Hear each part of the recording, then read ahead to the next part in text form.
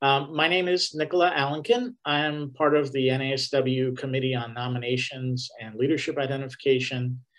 And I'm really honored to be here. And again, to have our presenters, which I'm going to ask for them to introduce themselves in a second. I do want to give a little bit of a background. Some of you may know or may not know, Men's Central Jail currently houses about 15,000 inmates. And approximately 33% of those inmates, both in Men's Central Jail and in Twin Towers, have some mental health diagnosis, severe mental health diagnosis. So we're de facto the largest mental health institution in the country, perhaps even in the world. So in July of 2020, there was a move by the County Board of Supervisors to look at and convene a workforce group to actually close Men's Central Jail, which was founded in 1963, and to move inmates into other institutions, largely into Twin Towers, and also release some of the inmates. Obviously, that hasn't occurred at this time. So our discussion is going to really look at the historical overview of some of the conditions and Men's Central Jail itself, talking a little bit about what prompted this call for closure. And then finally, what is most important for those of you that are probably here with us today is looking at some barriers and some ways in which we can advocate for policymakers to look at how we might be able to implement this plan, and perhaps in similar situations, how we can move and advocate for policymakers to make effective change in our systems of care. So I'm going to give everyone a brief second to introduce themselves and their position with us. And I'll begin with Mr. Efren Zepeda. Okay. Welcome, guys. My name is Efren Zepeda, and I'm a program manager at the Department of Mental Health. The name of the program is called Men's Community Reintegration Program. And this program started about 6 years ago. There was a lot of services done for women, surprisingly, even though there's about 1,300 women who are incarcerated per year versus men who are, it's about close to 17,000 who are incarcerated per year. And there was the discrepancy that services were not being provided for men. So we started this because there was a huge need to really service this population. So I've worked as a both a licensed clinical social worker and as a licensed clinical psychologist, but within the forensic population. So I've done a lot of work with sex offenders. So mainly doing testing, treatment, and now I brought that into the Department of Mental Health, LA County Department of Mental Health, which it's a very different type of work. Forensic work is very different from the traditional mental health work. We're actually bringing both kind of that dual role component that is very uncomfortable for clinicians, mental health professionals.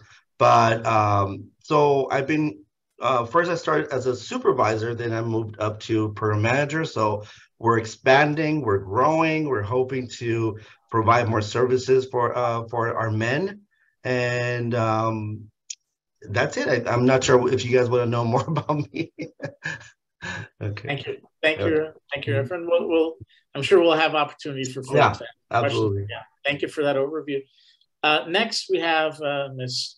Amanisi Sanati, who's with us, who's also a part of NASW as well, too. Thank you. My name is Amanisi Sanati, and I am a licensed clinical social worker. I actually, although it states that I'm with LAUSD now, which gives me another perspective that may come up later on in the conversation, I'm a counselor with them now. I was actually a mental health clinical supervisor at Twin Towers Correctional Facility, where I started my career there as an intern when I was in my MSW program at UCLA. It was my first year internship in 2008. When I graduated in 2009, That's when I'm sorry, in 2010, I graduated and I started my work at Twin Towers. And I was there until officially May this year. So I about 13, just under 13 years of my life, I've dedicated my work to the facility. And even though or into that population, but even though I've left, I didn't leave just to say goodbye to all that work. As regional director of NASW in the West LA region, I still advocate for these issues. And I feel like I've had the privilege to learn so much while I was there. And I'm only now trying to find the time and the wherewithal to figure out how to move with that information moving forward, because we have a lot of work to do. So thank you for having me today. I'm honored to be able to speak to anything that comes up about these issues. And I look forward to learning from my fellow panelists as well. Thank you so much. Then finally, we have Ms. Melissa Camacho from the ACLU, the American Civil Liberties Union. Go ahead. Hi, everybody. I'm Melissa Camacho. I'm a senior staff attorney at the ACLU of SoCal. So thank you very much for inviting me into this space. I have been working with ACLU SoCal since for about the last year and a half, and I'm the lead on our jails monitoring. ACLU SoCal, and LA County jails monitoring. For the last 40 years, essentially, ACLU has been a court-appointed monitor of conditions across the 7 LA County jails. That involves both litigation still, when conditions deteriorate to the point where we need to pull in a judge to be involved. It also involves a lot of behind-the-scenes advocacy with correctional health services, the Sheriff's Department, the Office of the Inspector General, and most importantly, we have a direct voice line that people who are in custody can call us free of charge and leave us messages about grievances they want us to file with the Sheriff's Department. So we send a bit over 2,000 grievances a year to the Sheriff's Department on everything from misconduct to needing mental health evaluations or medication, to not receiving meals or mail, you name it, we hear it. And especially as conditions deteriorate. ACLU SoCal has also, for the last many years, been involved in the coalition called Justice LA that I'm sure we'll talk about as the meeting goes on, because they've been so integral to the push to close Men's Central Jail before the LA County Board of Supervisors. And so people at ACLU before me and others who are at ACLU right now are involved in Justice LA. Love the just shout out in the chat. I love them too, love being a part of that grassroots work to try and make this change actually happen. Thank you so much. And I did want to add, thank you everyone for providing. All of you have really a depth of knowledge and practical experience. Our first question is really about laying a groundwork for historical context. So whoever would like to go first, if you can talk a little bit about what was some of the historical context of what was occurring within Men's Central Jail that might have led or is leading to the closing of this jail. So whoever would like to take that first.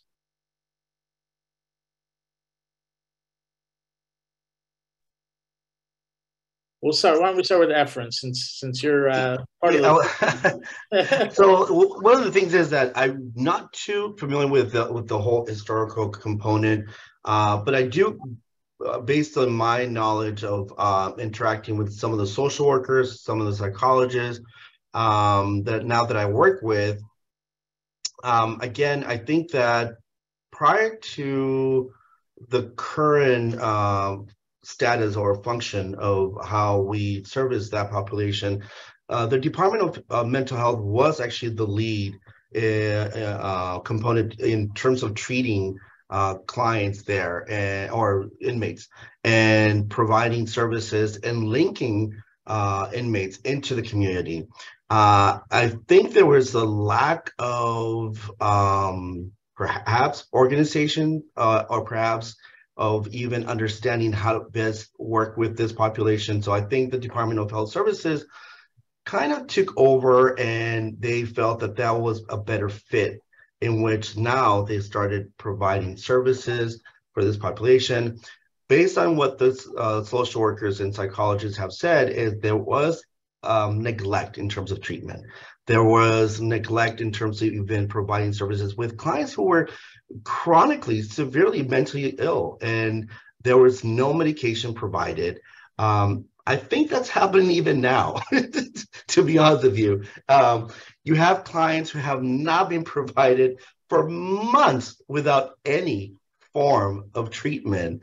And when they're in this psychotic state or episode, the only thing they use is physical force, or even, and I think there's a lack of understanding how to work with that population. So when they're actually now released from a correctional facility or jail, the individual now is not only traumatized, but in a more psychotic state, in which now it goes into start using substances. And what happens after that? They go back in. So it's this revolving door, this cycle of nothing that is being done or happening. So I've seen it. I think that the lack of resources, it's evident. It's so evident here, in, both in that institution as well as other correctional facilities, that there's not enough mental health social workers, psychologists who could really provide effective services for them. So that's my limited understanding and kind of background. So maybe Melissa and Amanise might have a better background. I think what you shared, Efren, I think what you shared, this what led to this kind of transition of services, and if we want to call oversight of services from mental health, Department of Mental Health, to health services. I think that, and unfortunately, as you're mentioning, and I'll ask Amanisa to go next and talk a little bit, because she probably has most direct experience, recent direct experience. I worked in Twin Towers in the mid 90s, early 2000s, as a part of Assembly Bill AB 2034, which was focused on bringing in mental health services for the first time, really. And what you were saying really took me back to 1998, 1999, working in Twin Towers and seeing the term revolving door, I think is very accurate, seeing that revolving door even then. So Amanisa, can you give us a little bit more of a recent perspective in terms of some of the historical context of what's the condition of the jail and what has led to the decisions to close it eventually? Well, thank you. Yes, I think I can give more of the direct contact experience, because historical context, I mean, I was doing direct practice, we were immersed in that environment. It was very easy to lend my perspective to that direct scope that I had. But I will say that when there was the big takeover, the merge, and we were pulled from DMH and put into Department of Health Services, that transition, I think, is still happening in many ways. And the thing that happened with that is that we were being pushed into a department that didn't have a mental health scope, that didn't have a mental health perspective. So even like the DMH trainings that were which there are a lot of, and the DMH, everything the DMH does that we were allowed to have access to, and that was overseeing the work that we were doing, that we worked so hard to establish there in the jail. Because I think when you were there, I'm sure the department was much smaller. I know it wasn't there, even before that. So there was some progress, progress needs to be looked at on different scales, but there was some progress when you're talking nothing to something.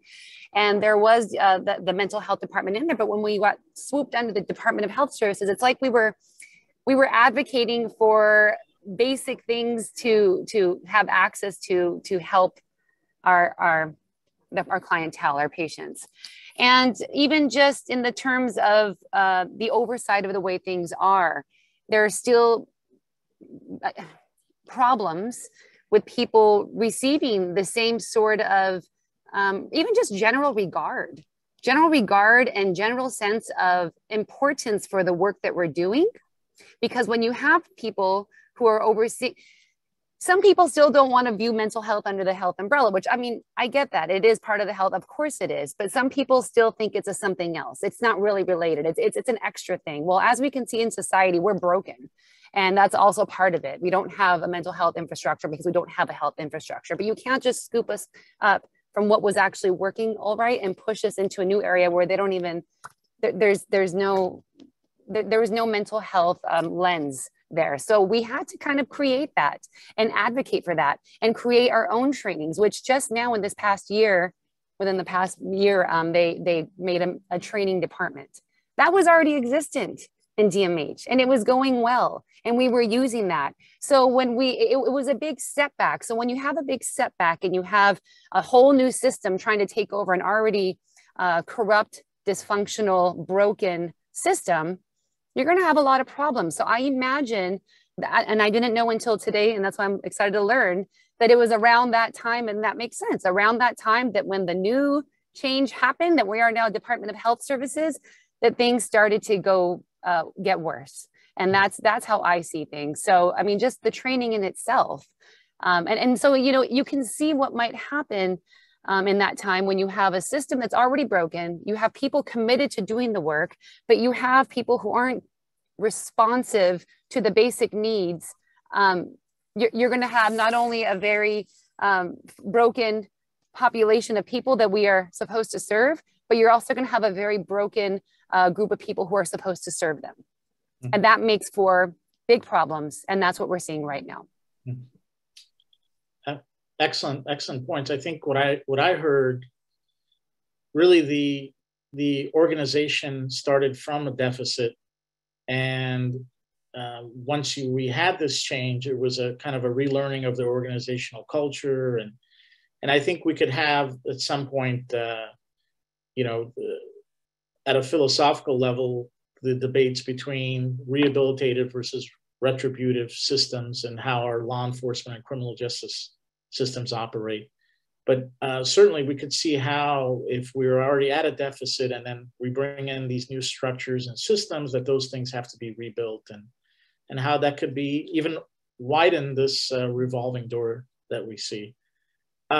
Melissa, is there anything that you might want to add in terms of, from your viewpoint, this historical context and the conditions and sort of what's been happening with the Men's Central Jail?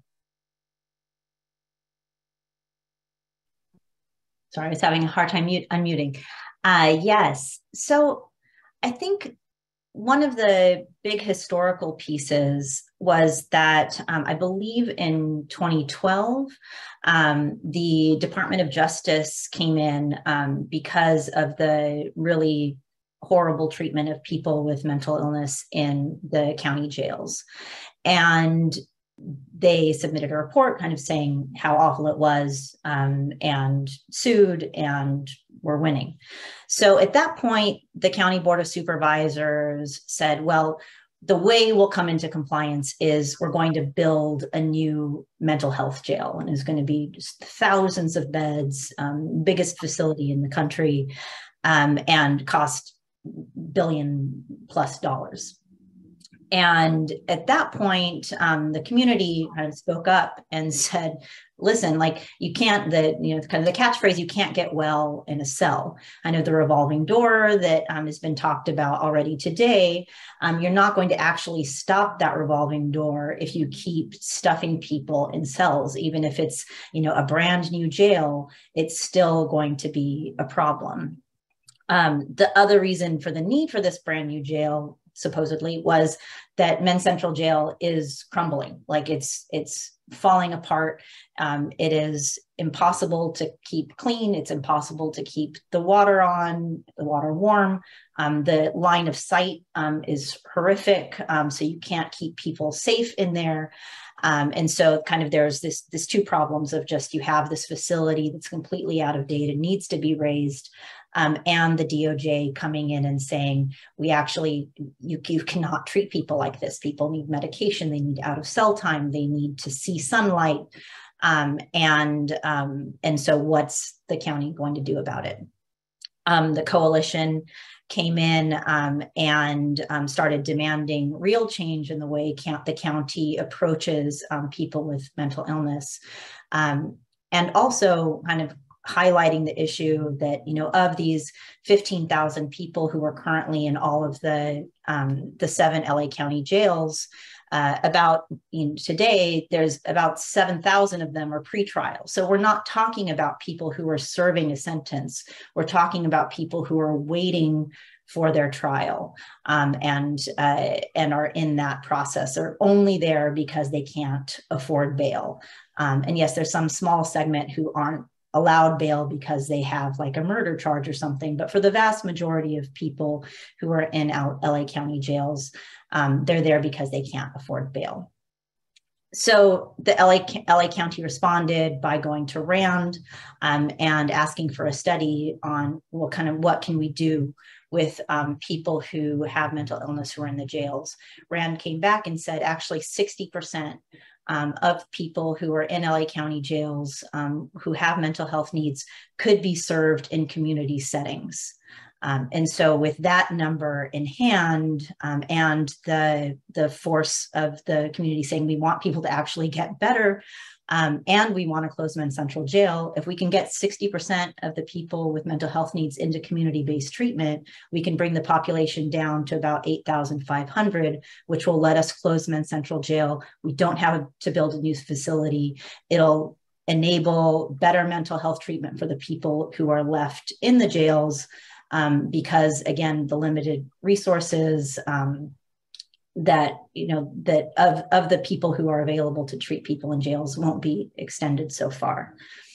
So that's what kind of caused and then there was some political change on the makeup of the board, but 4 of the 5 members of the Board of Supervisors then voted, yes, we will close Men's Central Jail. No, we won't make a replacement. Yes, we will invest into the community-based resources to make that happen.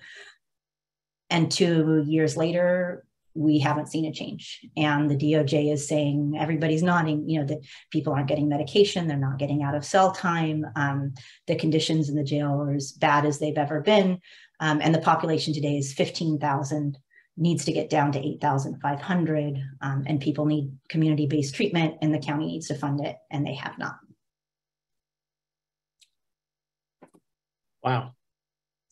I think, thank you, Melissa. I think the common thread here has been, this has been a known issue and a known problem.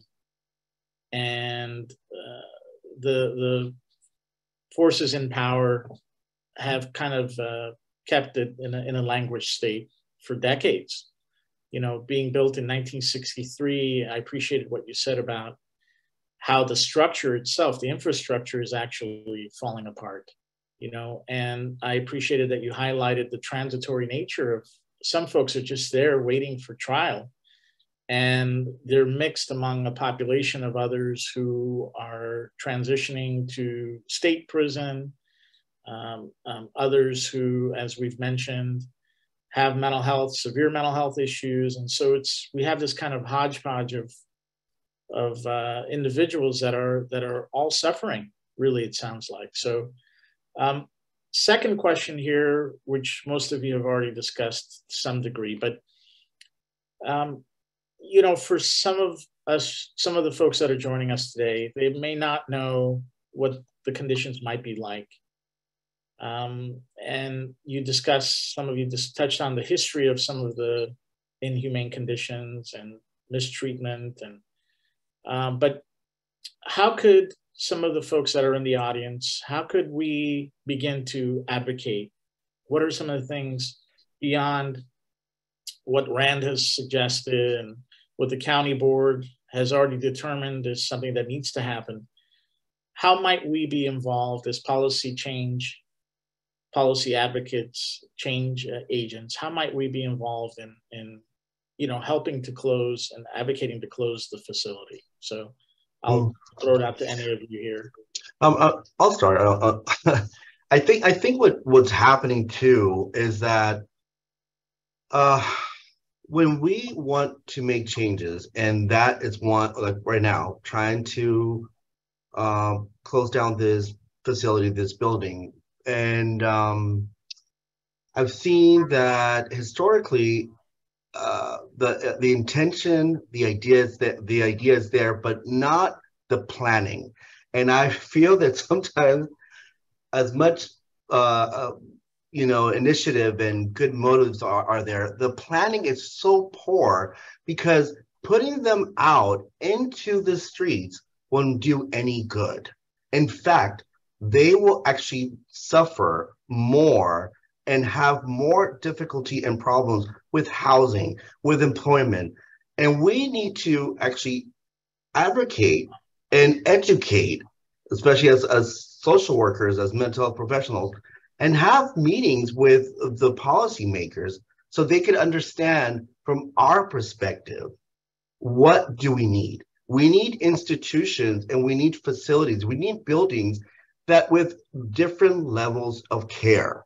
Now, the reality is that some of these individuals do need a very unique, different type of treatment, and not all of them will get the same type of treatment. Some of them have what we called, and I know people get triggered by this term, criminogenic risk factors. And those criminogenic risk factors are not because they're evil or bad, but because these are learned behaviors that they learned since they were children. So how can we target that? At the same time, we're looking at this other co-occurring problems, mental health, mental illness, substance use. How do we address them properly? And we can't just put them in a shelter. We can't just put them in some kind of random place where they could just go and survive on their own. They need the support of all of us. So yes, it's wonderful that now we're trying to close down this institution or this facility, but at the same time, what's going to happen after? And are we also creating a problem? Are we also creating this huge problem which we are not thinking through? So I think having this dialogue, having meetings, educating, because they're looking at it from a different perspective, policy making, they're disconnected versus social workers, mental health professionals who are actually in direct contact with this individual. They're talking to them so they know what's needed. So housing, financial support, medication, just there's so many needs that this population has.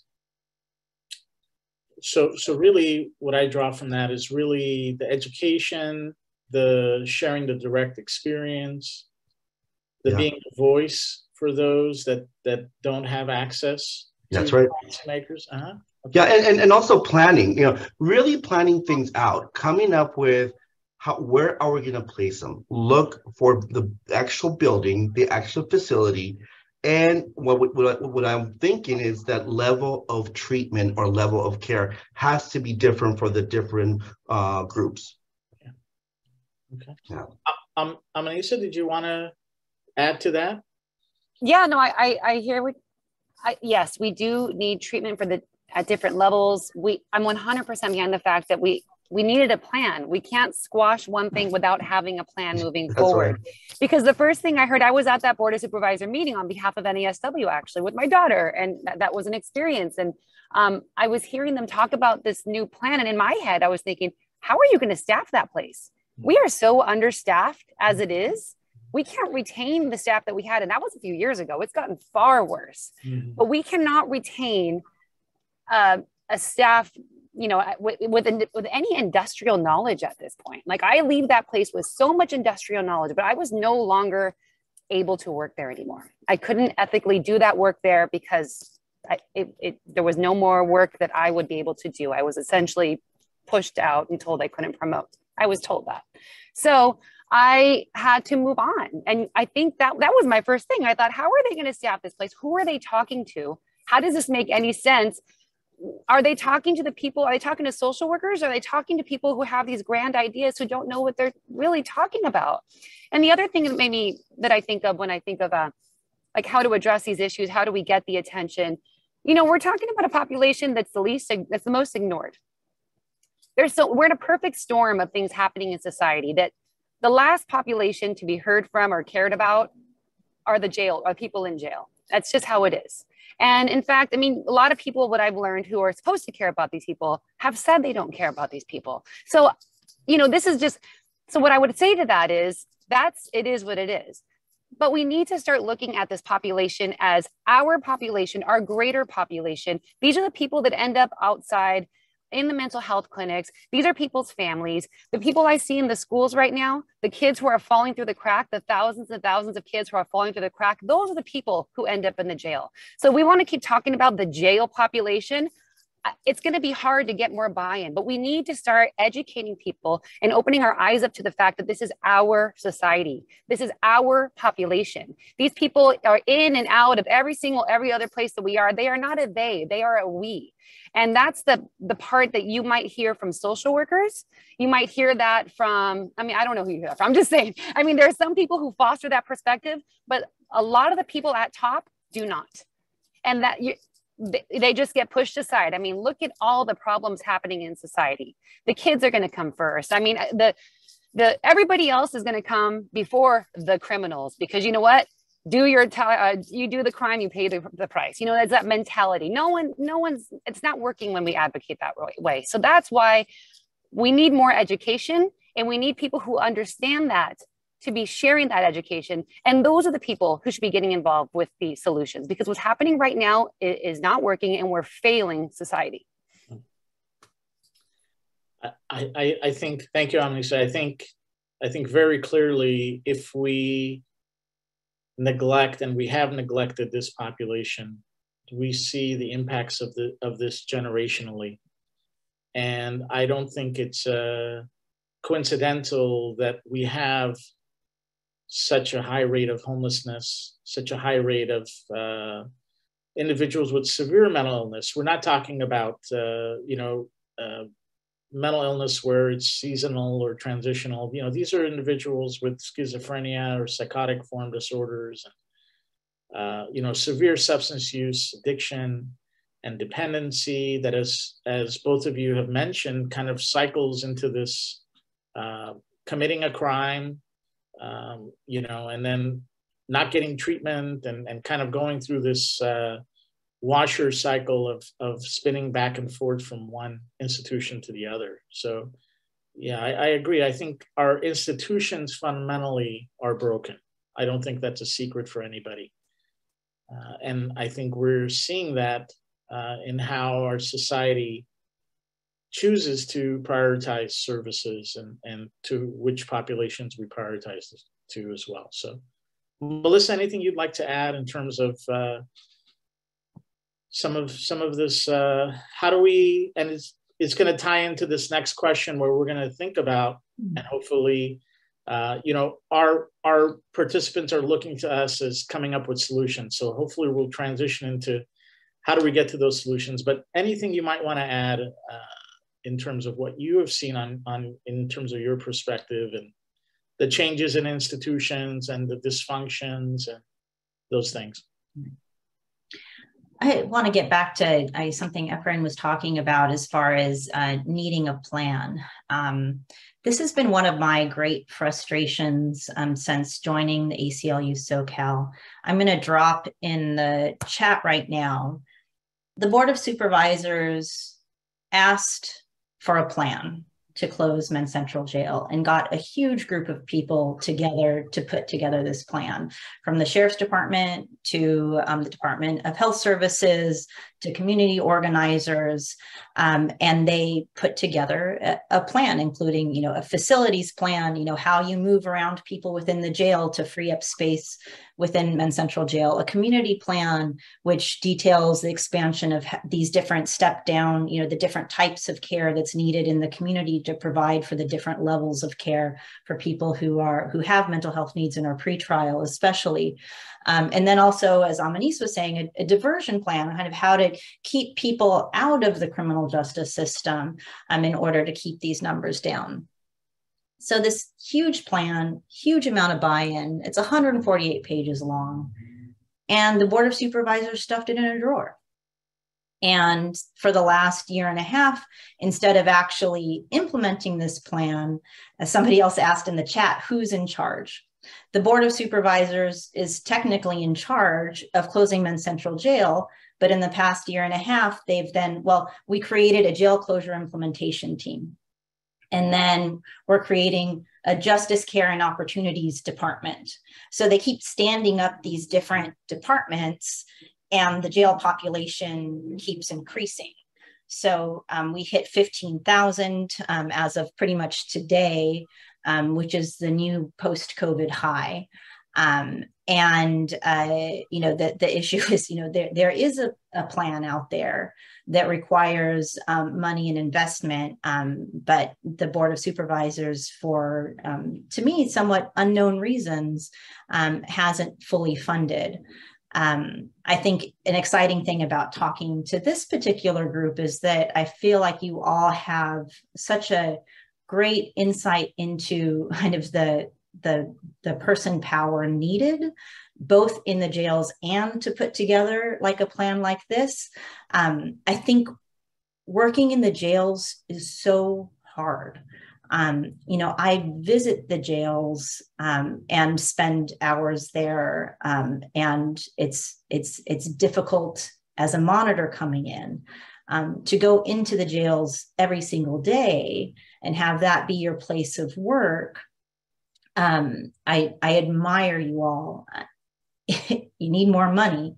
But also, if there's more places to serve people outside the facilities, then perhaps that will actually work, because I think we cannot staff in the facilities because of the conditions that are in there and because of the way people deteriorate inside. If there are fewer people inside the facilities, more people in community-based services, I think there's going to be more people who can actually then work there. It seems like it's the only way to actually make mental health treatment that involves the justice population work. So yes, I'm so glad there are people who, because people who work in the prisons and jails, I think, have this insight. You know, if there's a way to kind of petition the board, push that jail closure implementation team, I feel like I've written the same letter to the Board of Supervisors like every other month. I think they're tired of ACLU-SoCal, but, you know, perhaps hearing from a different segment. And I know some of you have been doing advocacy work, so I'm not saying you all haven't been, but I think you have a very powerful voice in the conversation. Thank you for saying that, Melissa. Yeah, I think the targeted advocacy and the strengths that we have, particularly those that have provided direct service, I think is so wovaluable, because individuals that are incarcerated don't have that voice. I think it would be foolish for us to think that we might have some kind of a natural you know, advocacy grow out of the institution, because the institution is so dysfunctional. So it does require experts like us to take that charge. And I think it's great you continue to write letters to the to the Board of Supervisors. We need that as well too. We need the constant drumbeat, but we need also the experts that can really speak to people's experiences. So last question, and I want to change it a little bit. I think we talked a little bit about the barriers that policymakers face. And I think that's a lack of a knowledge of the system and population itself. Just inordinate difficulties in terms of managing these structures and institutions, whether it's through lack of funds or lack of expertise. And then largely, I think we've touched on that our society, our general public, as most of you have mentioned, sees crime and criminality as kind of the lowest tier. And, you know, these are folks, for some reason, we put them away from us. We put them behind walls. And I think that goes back to some of the ideas about rehabilitative versus retributive, punitive systems that we have in our societies. But I'd like to actually spend a little bit of time as we get to then transition to question and answer. So let's say that the institution is closed. Men's Central Jail is closed. And, you know, the headlines are Men's Central Jail is closed. We have people adequately in community mental health care clinics. You know, the board of supervisors are high-fiving each other. What are some of the things that we can do to get us to that? What are the direct kinds of actions that we can take and some of the folks in our audience can take? We have a lot of social work policy instructors who I think would be interested in hearing how perhaps students can be engaged in this work. And then also how, for some of us, just as the general public, how can we get involved in advocating for change in these systems? So. Well, I'll start. I think before the closure of that institution happens, I want to emphasize that even us within the department, and we need to start getting ready for that. And I think there's one of the problems that I've seen with all the different departments, Department of Health Services, Department of Mental Health, they have a lot of linkage programs. They're wonderful at creating linkage, but there's a lack of treatment programs. So there's a lack of treatment programs and also evidence-based treatment programs. I think what's happening is that we're putting them in just generic programs and just trying to fill in the gap. Okay, this program has an opening, let's send them there. This other program, without really preparing the community or the mental health programs with evidence-based preparation. So that's one. The second one, I think somebody said education. So we need to outreach to community colleges. We need to work within the community, educational institutions, having them be more prepared and open to accept some of these individuals, to prepare them, to give them a sense of purpose, a sense of understanding, because all their lives, they know that doors have been closed on them. So what's the point of going to get an education when no one's going to hire them? No one's going to really, because of his background. So we also need to start talking to employers who are willing to start hiring them and not reject them based on a background, based on a label. One of the groups that within this group, there's subgroups, and one of them is sex offenders. Sex offenders, out of all of them, are completely neglected. Somebody who has committed a murder will actually be hired first than a sex offender.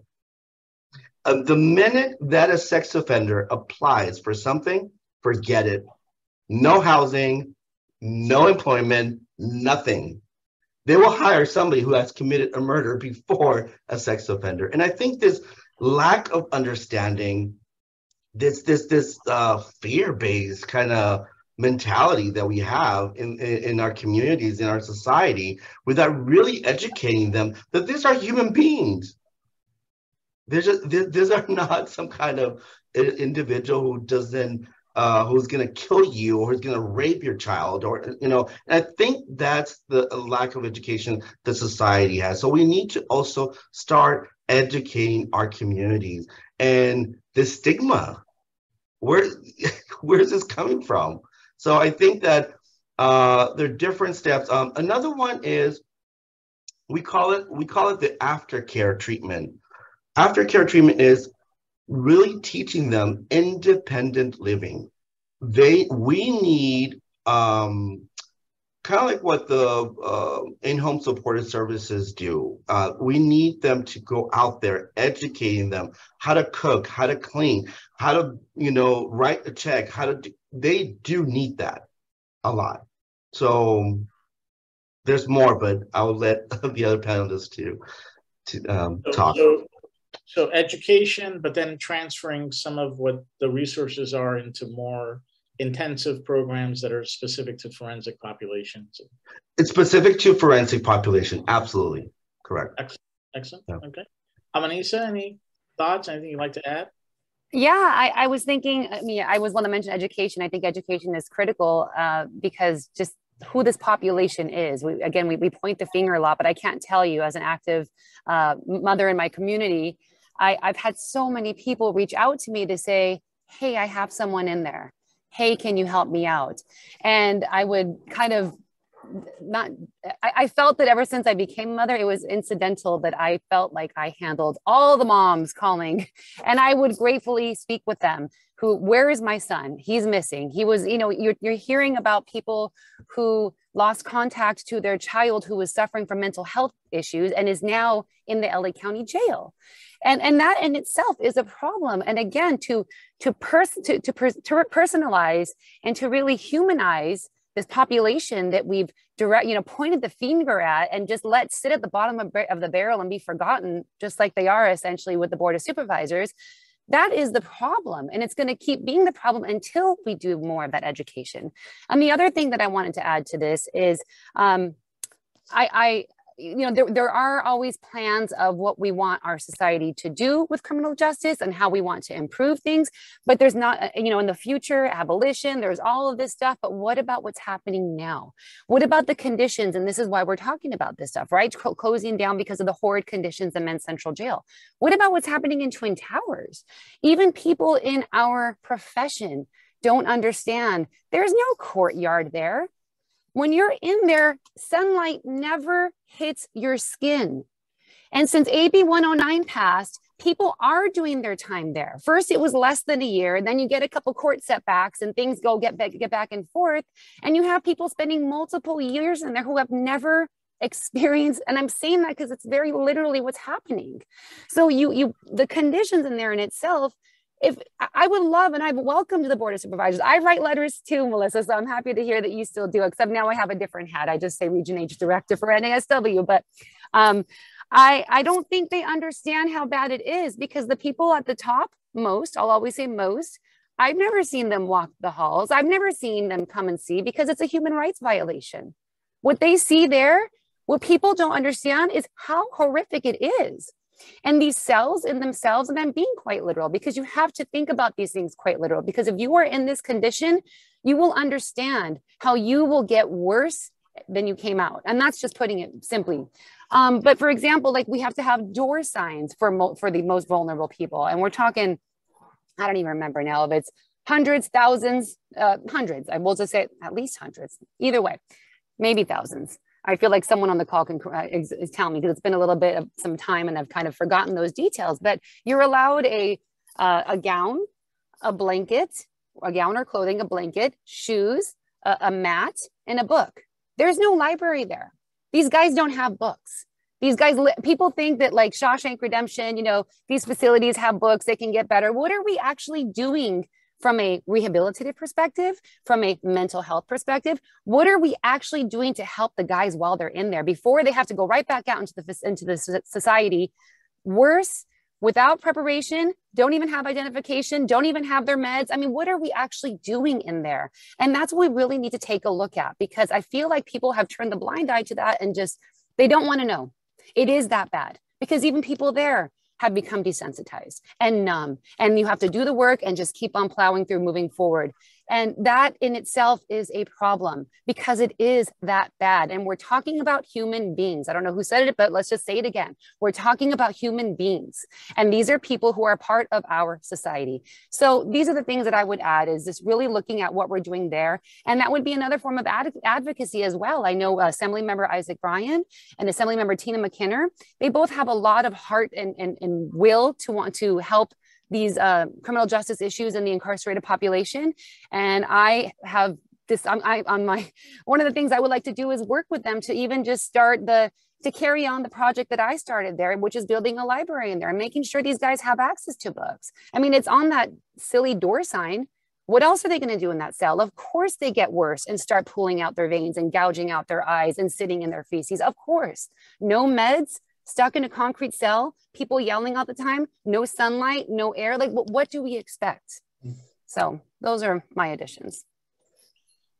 So really, again, preparation and really education and helping people to learn and to see what the realities of what's happening.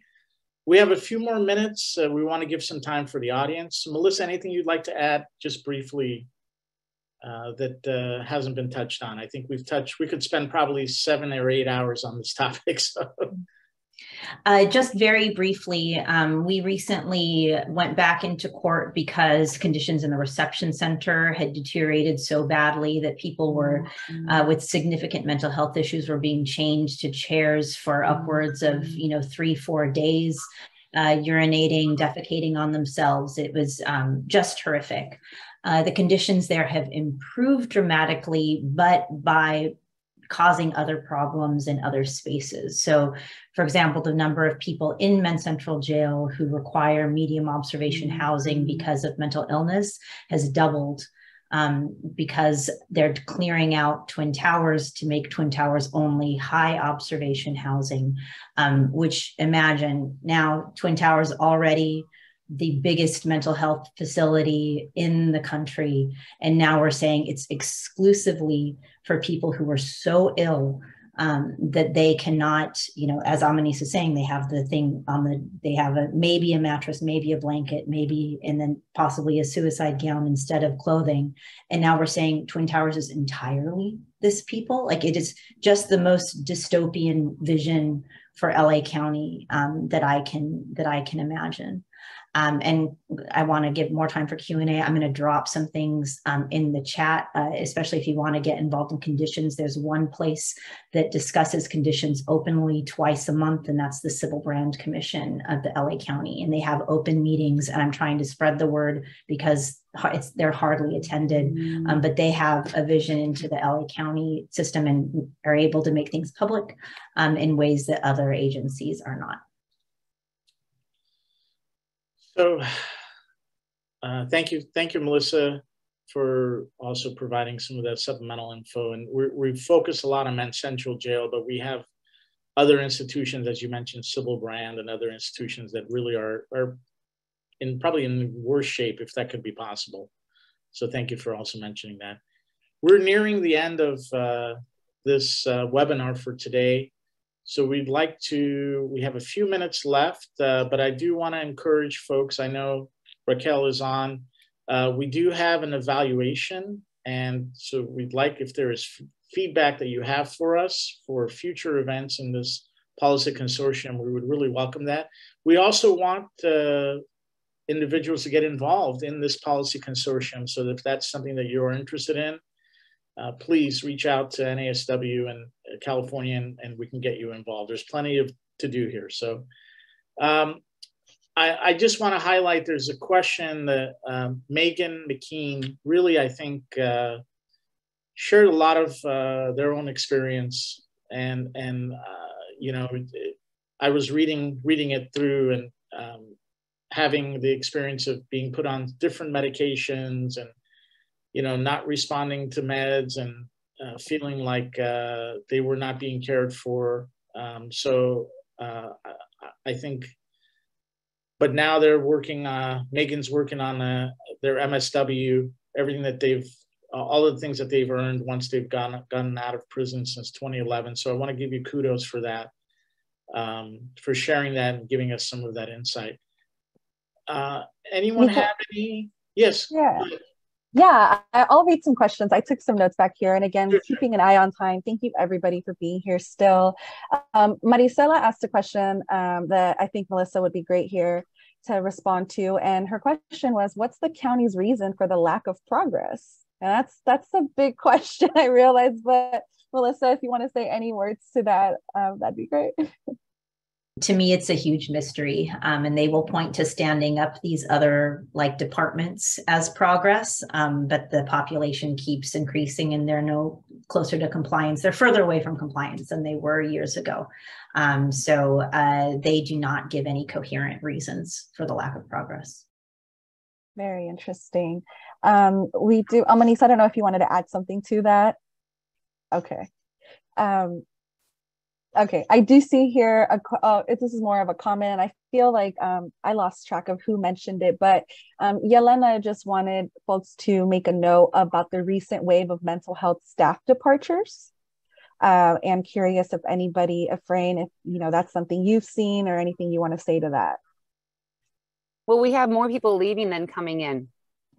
Okay. With a population that's growing and ballooning, and conditions that are also going down. And there are reasons, I think we have to look at the organizational issues that are happening there. But again, as I said about before, these aren't, it's very difficult to advocate from within. And that's why people don't usually do it. But there are some very severe issues with that system. And I don't know how they're going to fix that. But I'm trying to think of anything else I can add to that. I mean, well, take me. I've been there how long? But I was in retaliatory positions. I was intimidated. And I mean, I was told off the record I couldn't promote. So I mean, how would I want to continue there? I tried to do the book project and they tried to squash me. I mean, it's very difficult to make good things happen in these sort of systems. And I think other people can see that in other various big systems that we have in our counties and in our state. And I think that unfortunately, just like anything else, we're talking about a very deeply connected system politically, and that has implications that keep progress from happening as well. And I think that's a whole other discussion in itself. But I've learned about this stuff firsthand, and all I can do is keep taking notes and letting my social work code of ethics guide me to do the right thing. And that's what brings me to this discussion. Thank you so much for saying that, Almanise. We know that oppressive systems work in conjunction with one another and uphold one another. Efrain, if you wanted to close us out with any last minute thoughts, we're done. No, I think the reality is a systemic problem. I mean, even within the department, I think that sometimes they put more emphasis on political stuff. So it happens that they actually start thinking maybe focus on homelessness or focus on something else. And there is a neglect on the populations. Oh, and also with our clinicians, I think that, or even social workers, there's a lack of support for them. This is a very challenging population. And we are seeing that there's an increase of comorbid, co-occurring problems. So the intensity when you work with these individuals, it's in your face, and it actually really affects you in so many ways. It's very different from any other type of population you work with. This will, if you're not ready, if you're not prepared, it will affect you. So we need support for our mental health professionals as well. Thank you so much for saying that. I would be remiss if I didn't thank all of you for all of the work you do and all of the capacities in which you serve. Thank you so much to everybody for being here with us today. It is 1 o'clock and we have reached the end of our programming. I want to once again plug in our survey. This is the only way that we can understand how to work with our programming better, how to bring what you're looking for. If you love this discussion and want a part 2, let us know. Thank you again for taking everyone the time to be here, and we look forward to see you at our next Social Work Policy Consortium. I wish you all a wonderful Friday and a restorative rest of your day. Thank you so much. Thank you, everybody. Well, take care. Thank you to our speakers. Thank you. Thank you to all our speakers. Thank Bye, you. everyone. Everybody. Bye. Bye.